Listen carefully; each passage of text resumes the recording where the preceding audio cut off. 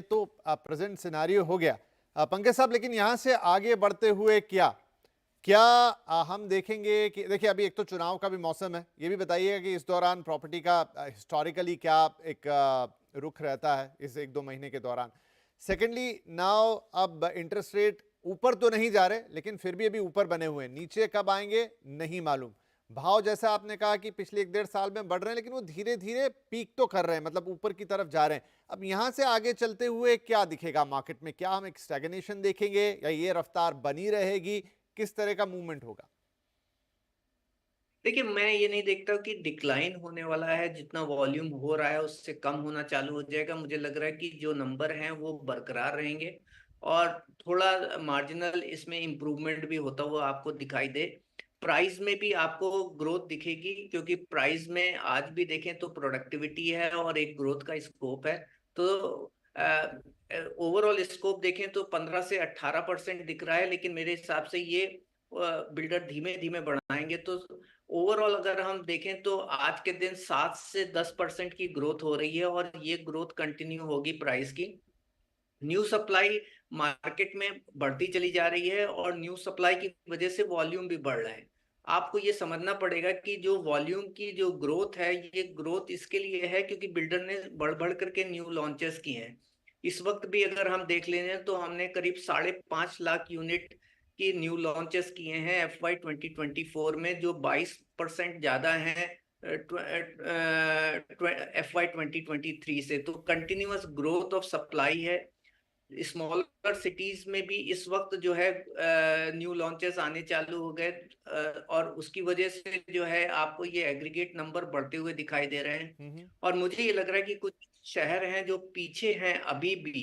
Specially आप Delhi NCR देख लीजिए, तो दिल्ली NCR में जो सप्लाई का फ्लो है वो मुंबई और हैदराबाद और पूना और बैंगलोर के कंपैरिजन में बहुत कम है।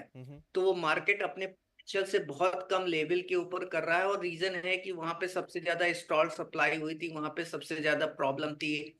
नोएडा में इश्यू हो गया था, तो न्यू लॉन्चेस लिमिटेड है, ओनली लिमिटेड बिल्डर ही न्यू लॉन्च कर रहे हैं। और तो उसका ये मुझे लग रहा है कि गोइंग फॉरवर्ड जैसे जैसे ये रिजोल्यूशन होगा और मार्केट के सेंटिमेंट बढ़ेंगे और प्राइस बढ़ना चालू हो गया दिल्ली NCR के अंदर, तो मुझे लग रहा है कि डिमांड बढ़ेगी तो साथ में सप्लाई भी आएगी। तो एग्रीगेट नंबर NCR के अगर बढ़ते हैं, कैलकाटा के और चेन्नई के बढ़ते हैं, तो ओवरऑल वॉल्यूम और टॉप 8 सिटी है और टॉप 60 सिटी जो हम कवर करते हैं उसमें आपको जी। बढ़ोतरी होती हुई दिखाई देगी। नहीं देखता हूं कि यहाँ से कोई गिरावट होने वाली है। और चुनाव के दौरान भी मुझे नहीं लगता कि इसका कोई निगेटिव इम्पैक्ट आने वाला है कि लोग बाग होल्ड करेंगे, क्योंकि मार्केट मोस्ट प्रोडक्टिव है और एंड यूजर है जो पार्टिसिपेट कर तो रहा थोड़ा सा एक है सवाल मेरे मन में प्रॉपर्टी। होगा यहाँ पे, वो रोहन मैं आपसे पूछता हूँ कि होता ये कि जो चुनाव का पीरियड होता है, ये 1-2 महीने या इसके आगे पीछे का, तब थोड़ा सा चूंकि सरकारी पूरा महकमा कामकाज में व्यस्त होता है, तो जो अप्रूवल्स हैं, जो परमिशंस हैं, वो थोड़ी आगे पीछे हो जाती हैं, स्लाइटली डिले। पंकज साहब कह ही रहे हैं कि जो नए डिमांड तो देखिए भरपूर है, उसके सामने लॉन्चेस एक बार शायद कम ही पड़ रहे हैं। तो क्या इस सब सिनेरियो का हल्का फुल्का ही सही, लेकिन एक इम्पैक्ट प्राइजेस पे देखने को मिल सकता है?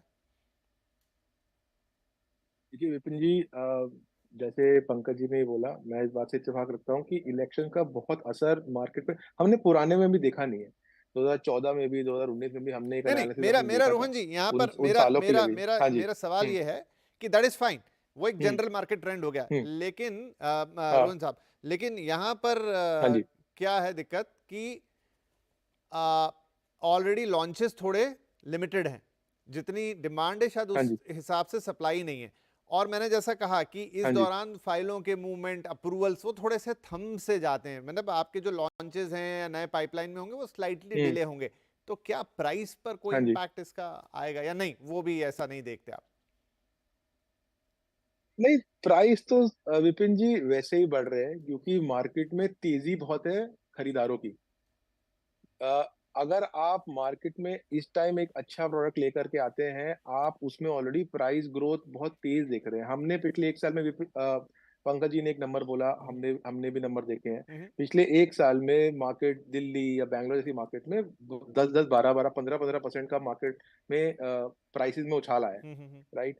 हम लोग अगर आप ये सोच सकते हैं कि जो एग्जिस्टिंग माल है जो बिकने के लिए अभी बचा है उसमें भी तेजी रहेगी, उसमें अगर तेजी रहेगी तो उसी में प्राइस बढ़ेगा। ओके। और उसी टाइम में अगर आप सोचते हैं कि फाइलें थोड़ी स्लो चलती है और थोड़ी सी सप्लाई आगे पीछे होती है तो एग्जिस्टिंग इन्वेंट्री के भी में भी दाम तेज बढ़ेंगे। तो ऐसा कुछ है नहीं जिसे हमें लगता है, और थोड़ा सस्टेन्ड ग्रोथ है।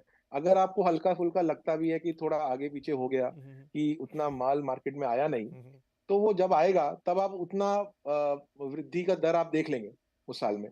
तो ये एक बहुत ही हाँ, नहीं, मेरा शॉर्ट सवाल टर्म थोड़ा होगा सा अगर कुछ होगा तो। कंज्यूमर के पॉइंट ऑफ व्यू से हम्म, था, क्योंकि क्या बहुत सारे लोग हाँ सवाल जी, हमसे पूछ हाँ रहे हैं जी, अभी कि ये क्या हमें इस समय घर खरीदना चाहिए।